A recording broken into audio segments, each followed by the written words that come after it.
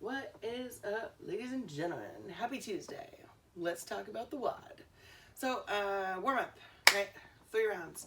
6 down dog push-ups. So, walk out to down dog, press your hips up to the ceiling, come forward, all the way to the ground, press the hips back up, head and chest go through your shoulders, and you try to get those heels on the ground. You know the drill with that one, guys. From there, you have 6 inchworms. So, for your inchworm, start from the standing position with your feet directly under your hips, keeping your knees straight, bring your hands to the ground, and walk out until you're in the high plank position. Keeping your knees straight now, walk your feet back to your hands. Stand up, turn around, and do 5 more. I'll show you again, right? Knees stay straight, hands get close to the feet, walk out, and walk back. Boom. Oh, that felt great on my hamstrings. Thank God. All right, so toe touch squats, right? They're very similar to bootstrappers, except a little bit different, right? So you're going to stand with your feet hip width apart, keep your knees straight, grab your toes. Bring your butt down, chest high, right? Then you're going to bring your hands to your chest and press straight up, stand up. I'll show you again. Grab your toes, pull your butt to the ground, chest up high. Hands come to the chest. Push your arms straight up. This should feel pretty tough on your shoulders. If not, try to push further back and then stand up. If that's still not feeling difficult, you can grab an object in your hand, but I'm pretty sure that'll feel pretty tough. Ooh, lightheaded. So 3 rounds of those movements. From there, our strength portion today is going to focus on vertical pushing. So I've given you guys some options. I know that some of you have emailed me saying that you have barbells available to you now, so I figured I would give you the option of doing the strict press. So if you're going to do the strict press, I don't have a barbell, but let's all make believe. So you can do it from a rack if you have the front rack, or if you have a rack, you can do it from your front rack, or you can clean it from the ground. Either way, you're going to want to get it into that front rack position with your hands just outside your shoulders. And then your arms all the way around. So you'll notice that my elbows are a little bit low on this because for the strict press, the elbows are closer to the body rather than out in front when we're holding it in that front rack position. Right, so I'm here. So you'll want to make sure that you're creating a lot of torque by pulling your hips or pulling your ankles together. That's going to activate your glutes and support this upper body movement that we're about to do. Brace at your core and push straight up. Right, we're locking out. The bar should end up directly over your ears. Right, you're going to move your face out of the way so the bar can continue to take a straight path. Tap your chest, and then right back up. Right, try to avoid that forward, that excessive backward lean, because then it just becomes a standing bench press, and it looks funny. So that's that option for the bar. From there, you can also perform the press from the kneeling position. You can do a kettlebell press from standing, but if you have low ceilings, you'll probably want to do it from kneeling. So I'll show you how to do it from kneeling. When you're in the half kneeling position for this kettlebell press or dumbbell press, either way, make sure that your toe is dug in and make sure that the arm that you are pressing with is the same as the knee that's down on the ground. So we start here from that front rack position, right? Same thing, brace your core, kettlebell takes a straight path up, and my fist is directly over my ear. My elbow is locked out, right? Cool.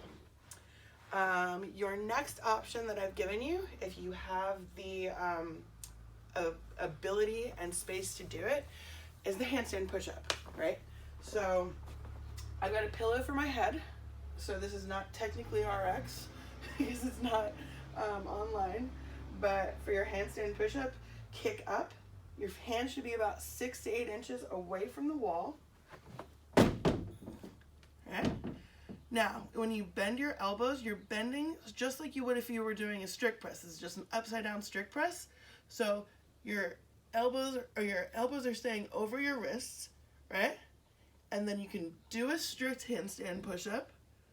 Or, if you can do kipping. So lower it down, get your butt against the wall, knees come out to the side, and then kick straight up. And that, ladies and gentlemen, is your third option for your vertical press today. So we're going to do it like this. 30 seconds of work, however many reps that you can fit in to 30 seconds of work for your first round. That's how many you'll do for your continuous rounds, for your subsequent rounds. Then 60 seconds of rest. Okay? So if you were doing like a lighter strict press, you can probably do between like 10 to 15, maybe even 20 reps on that. Same thing with the kettlebell. If you're using something that's lighter, you're going to want higher reps, right? Because you still want to get that strength stimulus in that muscle. Alternatively, maybe you're only doing like 5 of these handstand push-ups, right? The harder it is, obviously body weight is a lot heavier than a kettlebell weight, the less reps you're going to do, right? But 30 seconds of work, 60 seconds of rest for the entirety of the 12 minutes. From there, your what today is going to be fun. So yesterday, you guys saw me use a suitcase. I found these handy boxes when I was taking out the recycling today. So I will be jumping over this for your demo video. So you have 10 jumps over an object, or tuck jumps if you don't want to be jumping over objects in your apartment. Understood. So for that, remember, reach back behind you, throw your hands forward to give you some momentum, and then land as softly as you can, especially if you have neighbors.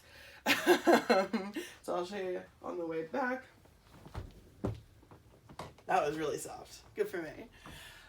From there, you have 20 externally loaded reverse lunges.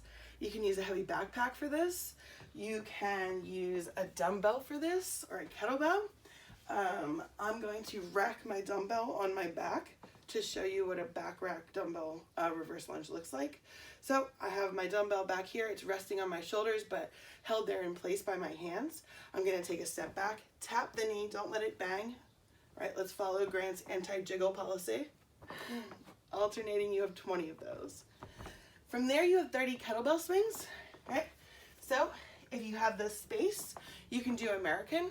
If not, just stick with Russian, right? So remember, hips and knees go back and then are thrown forward in an explosive way.